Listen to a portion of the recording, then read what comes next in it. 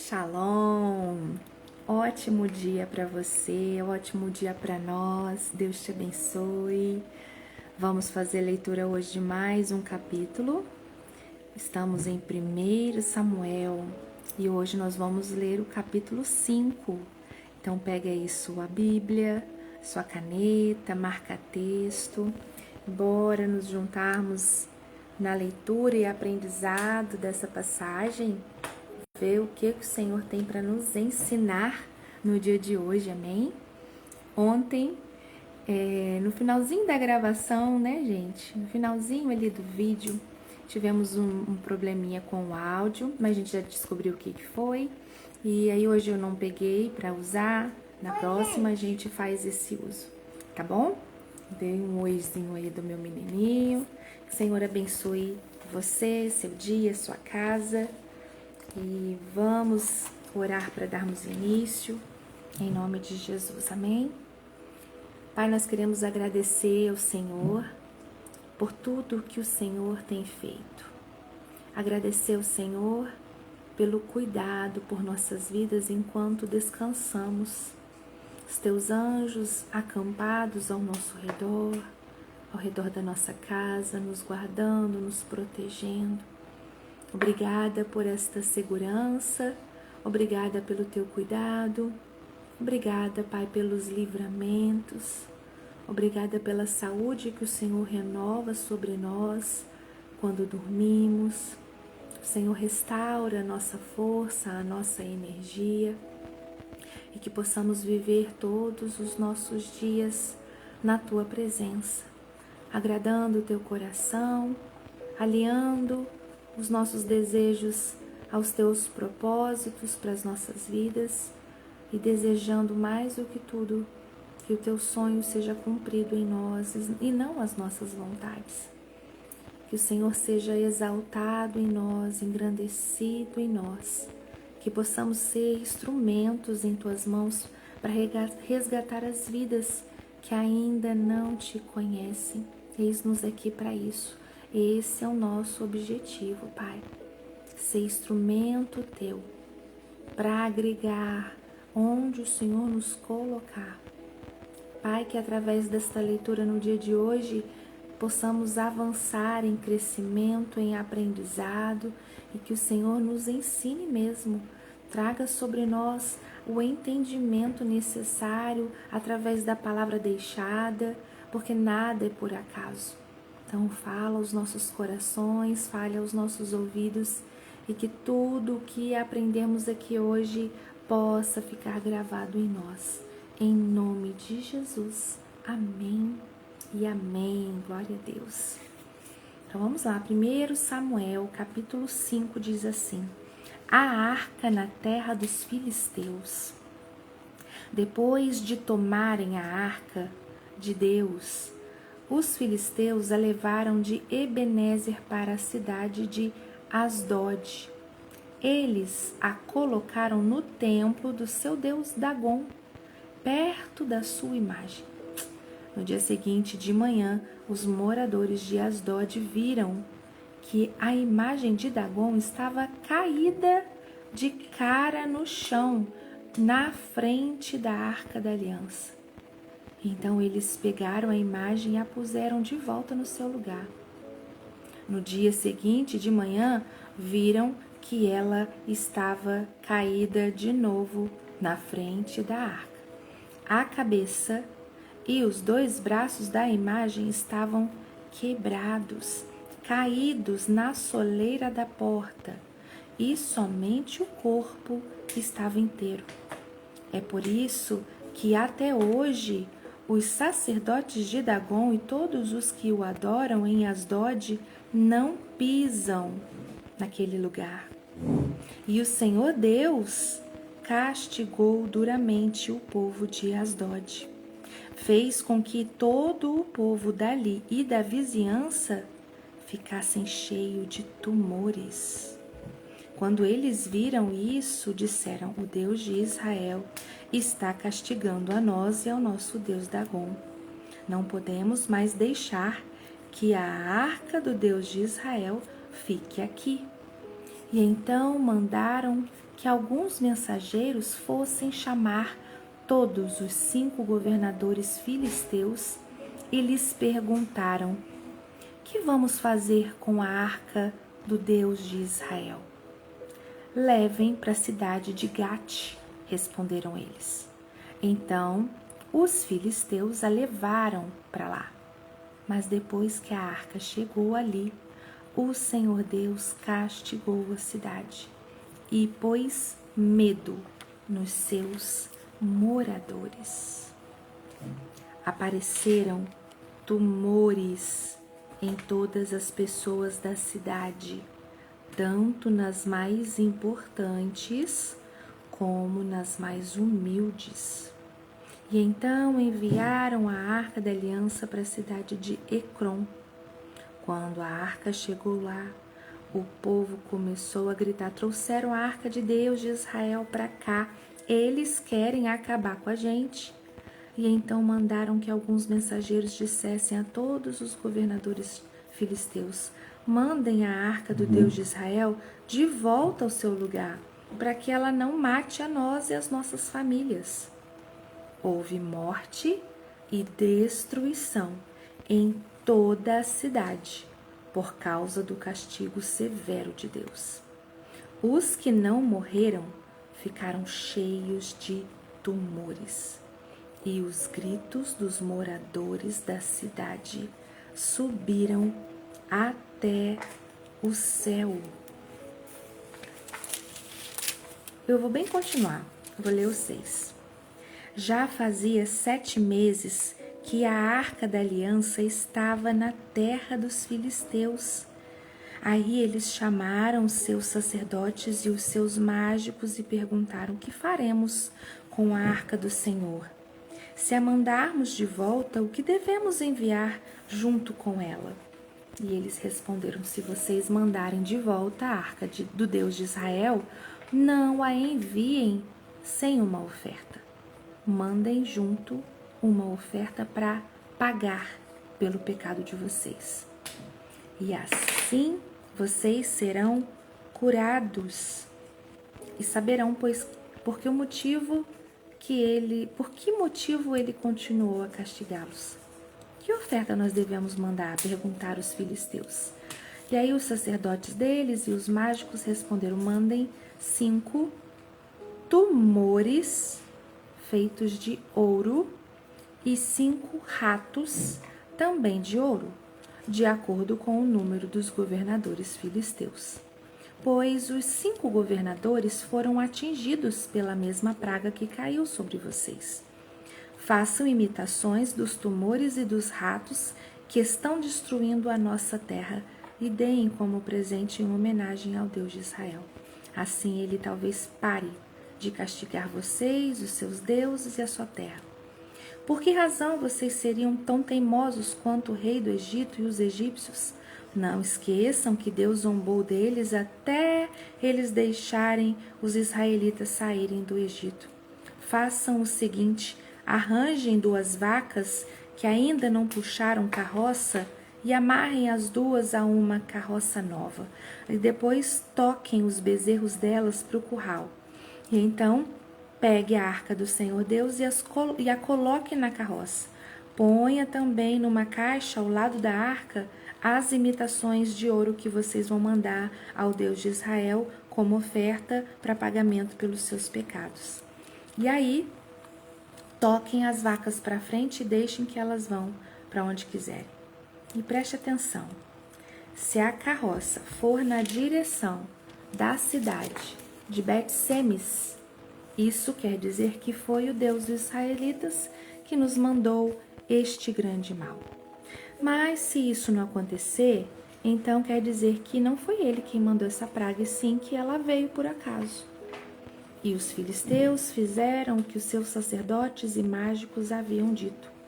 Pegaram 2 vacas e as amarraram à carroça e prenderam os bezerros no curral.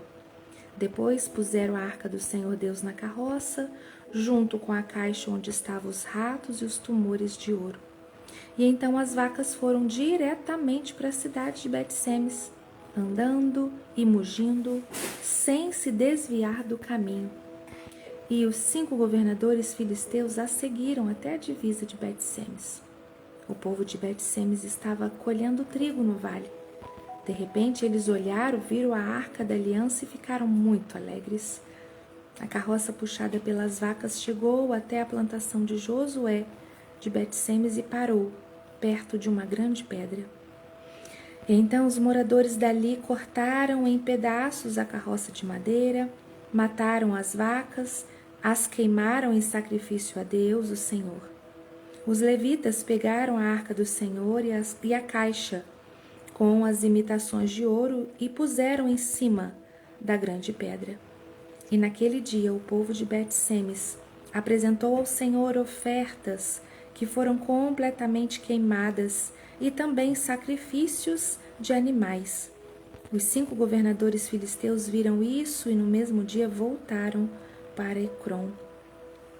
Os filisteus mandaram a Deus, o Senhor, os 5 tumores de ouro como oferta em pagamento pelos seus pecados, um por cidade: Asdod, Gaza, Asquelon, Gate e Ecrom.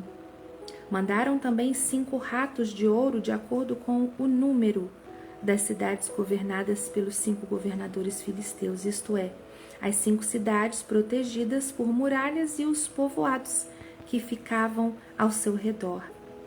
E na plantação de Josué, que era natural de Bet-Semes, a arca de Deus foi colocada em cima de uma grande pedra. E essa pedra ainda está ali, como prova do que aconteceu. 70 homens de Bet-Semes olharam para dentro da arca da aliança e por isso o Senhor os matou. E o povo chorou por causa dessa grande matança que Deus fez entre eles. E então os moradores de Bet-Semes disseram: quem pode ficar diante do Senhor, esse Deus tão santo? Para onde mandaremos a sua arca a fim de que ele fique longe de nós? Aí enviaram mensageiros para dizerem ao povo da cidade de Jearim: os filisteus devolveram a arca da aliança do Senhor. Desçam até aqui e levem a arca. Então os homens da cidade de Jearim foram até lá e levaram a arca do Senhor. Eles a colocaram na casa de Abinadab, que ficava no morro, e escolheram e separaram o seu filho Eleazar para tomar conta dela. Eu li até o versículo 1 do capítulo 7, porque era onde concluía essa etapa. Amanhã a gente lê o capítulo 7 a partir do versículo 2, eu repito o 1 também, não tem problema. Nós precisávamos ler o 5 e o 6 para entender de fato como ficou esse tempo, né? Eu preciso marcar aqui uma parte que passou despercebido, não despercebido, mas eu li e não marquei na hora e eu vou voltar aqui. Quando colocaram no templo a arca de Deus, a imagem do Deus deles estava caída na frente da arca. Estava caída de cara no chão na frente da arca. Eu imagino como se a imagem que eles vissem fosse do Deus deles prostrado diante da Arca da Aliança, que representa a presença do nosso Deus. Gente, era como se estivesse rendido. O sinal de Deus falando: olha, ninguém é maior do que eu. Qualquer Deus é menor e vai se prostrar diante de mim. Meu Deus, que tremendo, hein? Pai, obrigada por essa leitura, obrigada por nos ensinar, obrigada por nos fazer crescer, obrigada por trazer a nós esse conhecimento, saber deste ocorrido. Ah, Senhor, como temos aprendido. Nós te amamos tanto, Pai. Que o Senhor possa ser engrandecido, exaltado e adorado e fale aos nossos corações ainda mais no decorrer do dia. Em nome de Jesus, amém e amém. E diz assim para nós a compreensão do capítulo 5, eu vou ler ela todinha e depois eu vou ler do capítulo 6, ok? E diz assim, capítulo 5 de 1 Samuel é simplesmente espetacular. É o momento em que Deus mostra que não precisa de exército humano para defender a sua honra. Os filisteus acham que capturaram a arca de Deus como um troféu de guerra, mas mal sabiam eles que colocaram um incendiário dentro de casa. E nós vamos olhar para esse episódio com uma visão de que quem entende o que acontece quando o sagrado entra em choque com o profano. Veja essa cena cômica, gente, e ao mesmo tempo uma cena assustadora. Os filisteus colocam a arca de Deus ao lado do ídolo deles, Dagom. E como se o Deus de Israel fosse apenas mais um troféu na estante. E no dia seguinte, o ídolo deles está de cara no chão, rendido diante da presença do Senhor. E aqui nós aprendemos com a cidade de Asdod. Primeiro ponto, os filisteus achavam que haviam vencido Israel, mas quem estava lidando com eles agora era o próprio Deus. Se você tem tolerado ídolos na sua vida, coisas que estão ocupando o lugar que pertence apenas a Deus, saiba que a presença dele vai esmagar isso tudo cedo ou tarde. Segundo ponto, os sacerdotes de Dagom levantaram o ídolo e colocaram lá no lugar de novo, ou seja, insistiram no erro. Qual o resultado? No dia seguinte, ele estava totalmente quebrado. Quantas vezes nós tentamos consertar e recolocar de pé velhos hábitos, velhas desculpas ou velhos ídolos que Deus já derrubou? Deixa cair o que precisa cair. Meu Deus. Terceiro ponto. A arca trouxe paz e aliança para Israel quando estavam obedientes. Mas aí trouxe juízo e pânico para as cidades dos filisteus. Asdod, para a cidade de Gate, para a cidade de Ecrom. A mesma presença de Deus, que é refúgio para quem o ama, é peso para quem o rejeita. Deus querido, onde você tem levado a sua fé, ela tem transformado o ambiente? A presença de Deus é refúgio para quem ama, mas é peso para quem o rejeita.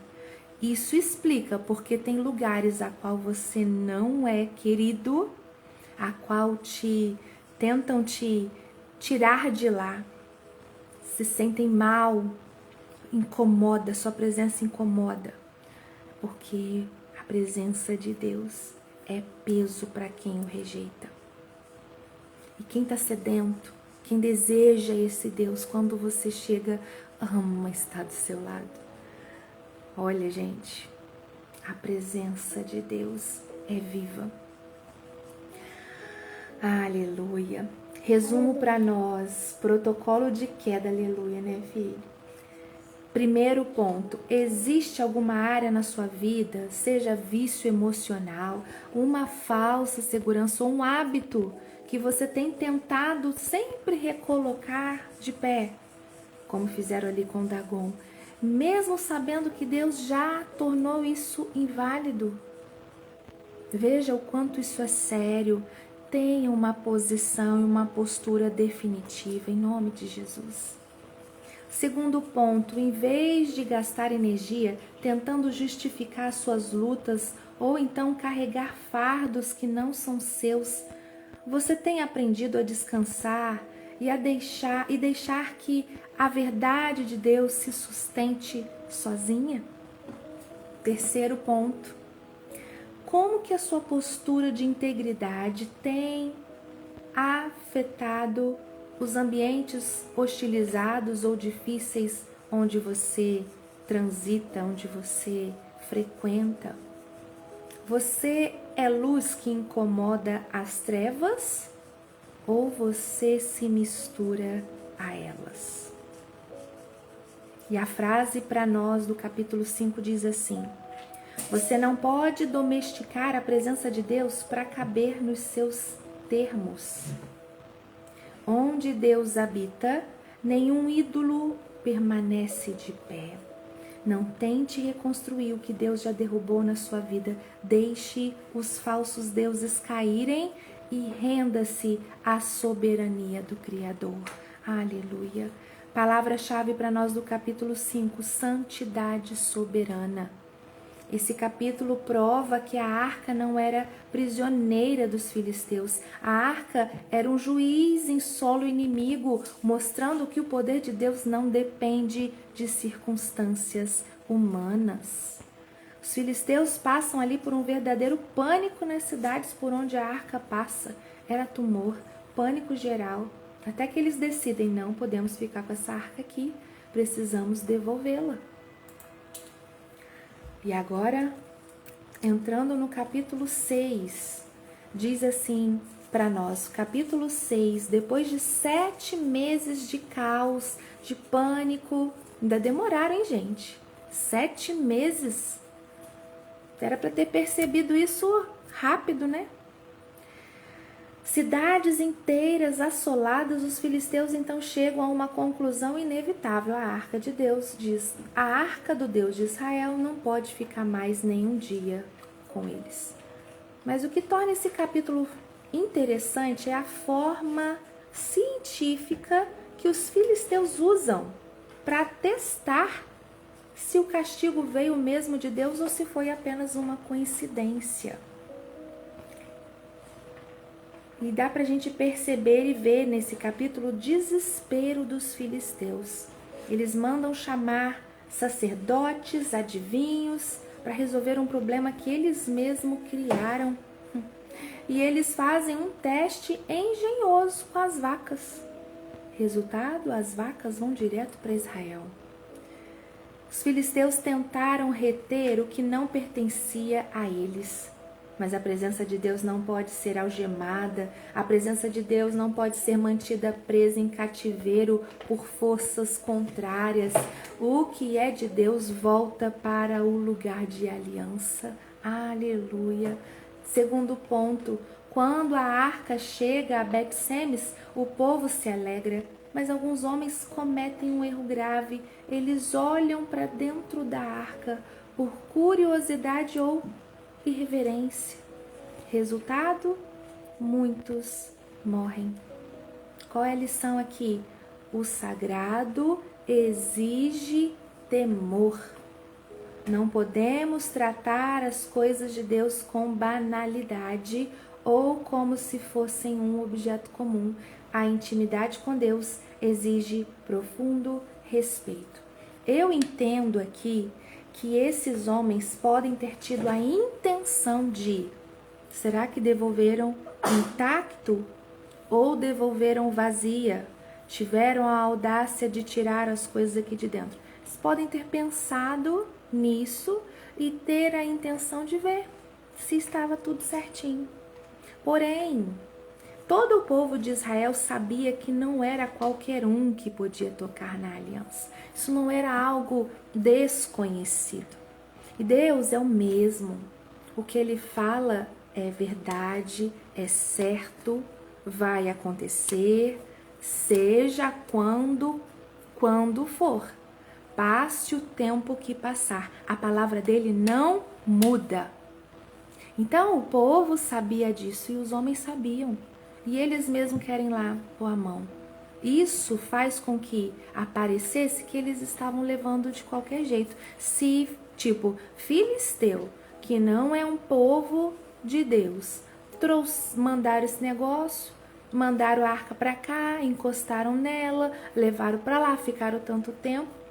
Acho que agora a gente pode encostar. Banalizaram, trataram de qualquer forma. E aí Deus falou, olha que isso aqui não é qualquer coisa. Isso aqui não é um negócio qualquer. Essa arca representa a minha presença. E se ela voltou para cá, foi porque o povo lá percebeu isso. E nem tiveram coragem de encostá-la nela, mas mandaram que animais trouxessem. Era para eles terem discernimento. E se o intuito era o boa intenção, pra vocês verem, né, que nem toda boa intenção, de fato era para eles, peraí, não somos dignos de encostar nela. Levemos para um sacerdote, vamos deixar lá no templo, né? E aí o texto que trouxe para nós esse entendimento tem como título O Perigo da Curiosidade Irreverente. É perigoso querer tratar o sagrado sem temor. É perigoso querer tratar as coisas de Deus sem reverência, sem zelo, com descuido. Por mais que nós estejamos no tempo da graça, por mais que o meu relacionamento com o Pai é livre, é transparente, é sincero, é sem palavras perfeitas, é na minha linguagem mais simples, eu posso fazer perguntas complexas, intensas, bem sinceras, mas sempre saiba que você serve o Deus verdadeiro, único, soberano, santo, puro. Precisamos nos apresentar Ele com da forma com que estamos. Podemos nos achegar a Ele sem reservas, mas entenda que nele é necessário que haja em nós constantemente um desejo de melhorar, de se purificar, de se santificar para estar e permanecer nele. Porque não tem como um Deus santo habitar num corpo impuro com atitudes erradas constantes. Errar de forma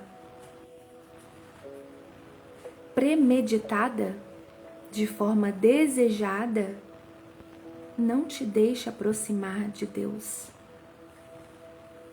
Você pode até achar que as suas atitudes de estar, eu vou lá na igreja sim, eu não falto domingo, mas durante a semana inteira erra, peca, falha, conscientemente, deliberadamente. Depois domingo eu vou, dou uma oferta, peço perdão. Não pode ser assim. Pecar tem que doer em nós. Imaginar que falhou tem que nos envergonhar, tem que nos entristecer, tem que nos fazer pedir de todo o coração: Pai, me perdoa. Eu não sou digna de estar no Senhor, de receber em mim a sua graça, a sua misericórdia, o seu perdão. E que bom saber que a salvação e o perdão do Pai vem pela graça, que é literalmente um favor que a gente não merece. E quando eu reconheço que é pela misericórdia que eu sou alcançada, faz eu entender que eu preciso agradar a Ele, eu preciso mudar, eu preciso transformar, eu preciso mudar de atitude, eu preciso mudar de vida, preciso mudar meu palavreado, eu preciso ser uma pessoa diferente, porque se eu quero que Ele habite em mim verdadeiramente, dia após dia, nas minhas ações, nas minhas atitudes, eu preciso produzir isso, eu preciso facilitar para que isso seja real. Porque se eu permaneço no pecado, se eu permaneço tendo as mesmas atitudes erradas, se eu permaneço frequentando lugares que desagradam o coração de Deus e não estou nem aí para buscar essa transformação, quem diz que isso me aproxima mais dele? Aí a pessoa permanece estagnada no mesmo lugar. Não porque o Senhor não quer fazer algo, mas porque ela não busca estar perto, ela não busca mais dele. Meu Deus. Terceiro ponto, a arca acaba indo para Kiriat Jearim, onde é recebida com devido temor e honra na casa de Abinadab. Depois de meses de fuga, de tragédia, ela finalmente encontra um lugar de descanso. A sua vida tem sido um lugar de descanso para a presença de Deus? Protocolo do temor e do retorno. Existe algo na sua vida que se afastou do lugar da aliança? Como a arca que foi parar numa terra estranha? O que precisa retornar ao eixo hoje, para você resgatar os princípios? Como que você tem tratado as coisas sagradas? Como que você tem tratado a sua fé? Como que você tem tratado os seus momentos com Deus? Você tem mantido o temor? Você tem mantido a honra a Ele? Ou virou uma rotina que banalizou aquilo que é sagrado? Onde é que está o foco da sua adoração? Você tem dado a Deus o lugar de honra, como a casa de Abinadab? Ou a presença dele tem sido tratada de forma improvisada? Onde está o foco da sua adoração? Traga essa frase, faça essa pergunta toda vez que você dobrar o seu joelho para de fato tentar entrar na presença dele. Toda vez que você abrir sua Bíblia para esse momento de devocional, toda vez que você estiver na igreja e levantar sua mão no momento do louvor, ou quando se prostrar na hora da oração, ou quando você senta para prestar atenção e receber a palavra, onde está o foco da sua adoração? E a frase para nós encerrarmos esse momento hoje, com tanto impacto, Deus fala muito comigo quando eu estou aqui com vocês. Com toda certeza, o que Ele traz para eu compartilhar, eu estou sendo ministrada. Você não pode reter o que pertence a Deus sem pagar um preço. Você não pode reter o que pertence a Deus sem pagar um preço. Onde há irreverência, tem ruína. Mas também aonde tem temor, aonde há honra, a presença de Deus traz descanso e restauração. Trate o sagrado com santidade e veja a glória de Deus habitar na sua casa. Trate o sagrado com santidade e veja a glória de Deus habitar na sua casa. Aleluia. Palavra-chave para nós do capítulo 6, então, é reconhecimento. Esse capítulo mostra que até os inimigos de Deus precisam se curvar à sua soberania, lembrando-nos que a presença do Senhor exige reverência absoluta.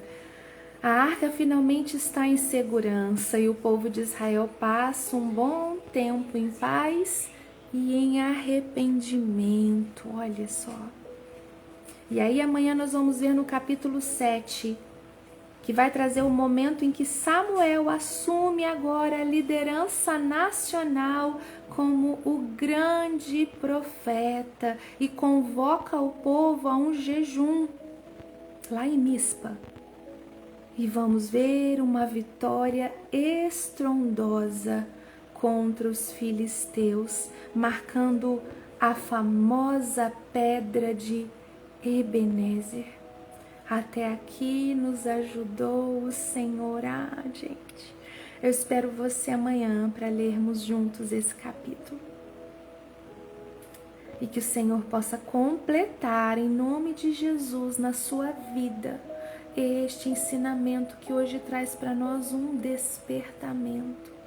Não leve as coisas de Deus de qualquer forma, mesmo que tenhamos liberdade para nos apresentar diante dele sem reserva, sem ritual, ou seja, sem precisar estar numa posição correta, sem precisar estar apenas dentro de um ambiente. Eu posso chegar nele agora lavando louça, eu posso me apresentar dele dentro do banheiro, eu posso falar com ele dentro do ônibus.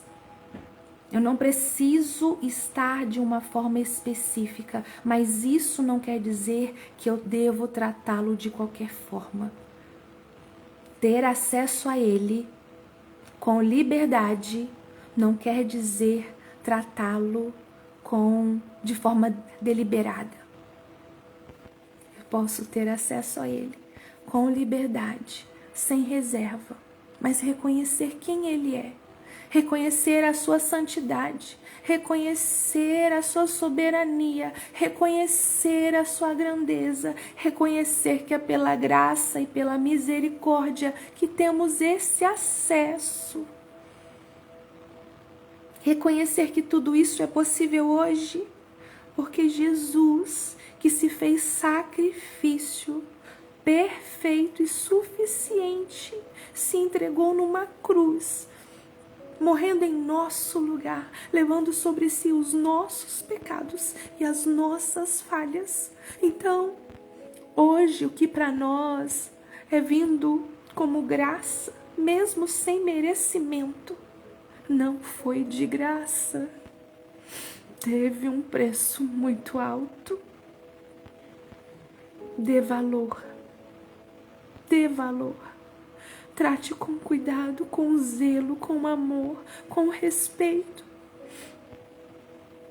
E que o Senhor coloque isso ardente no seu coração.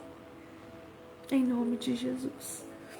Para completar esse momento nosso, a palavra que o Senhor tem para nós hoje é capítulo 139. Para que você foi criado. Antes mesmo de sermos formados, Deus já sabia exatamente qual seria o nosso papel. Estamos falando sobre propósito. Gênesis 1, 26 a 28 foi o texto para esse estudo. E diz assim: antes de buscar o sucesso, é essencial que busquemos quem realmente somos e para que nascemos. É no oculto. É na preparação silenciosa que forjamos o nosso caráter e nos preparamos para os desafios. Quando a oportunidade chegar, você já vai estar pronto, se assim você fizer. Não espere ser reconhecido ou aclamado para descobrir o seu propósito. Priorize valorizar quem você é e o desígnio que Deus colocou na sua vida desde o início. Valorize quem você é. E entenda que você foi criado para um propósito. Deus já sabia exatamente qual seria o nosso papel quando nos formou. Busque diariamente desejar o propósito de Deus se cumprir na sua vida. Alinhar seus sonhos, seus desejos, seus anseios aos propósitos de Deus para a sua vida. Vai trazer uma paz quando você começa a entender que o que te motiva a agir, a fazer para o Senhor vai muito além de buscar reconhecimento do homem, porque você tem certeza absoluta que o que você faz é independente de ter gente vendo ou não. E vai estar cada vez mais acesa essa chama e esse desejo por fazer cumprir este propósito. Então busque descobrir qual é. Qual é o propósito para qual você existe. Que o Senhor te abençoe. Que o Senhor te guarde neste dia. Que você deseja ansiosamente, e principalmente hoje, a agradar o coração de Deus. Muito melhor do que você fez até agora. Daqui para frente, em nome de Jesus. Que o Senhor te guarde, te proteja em todo o tempo. Amém e amém. Fica com Deus e até. Tchau, tchau.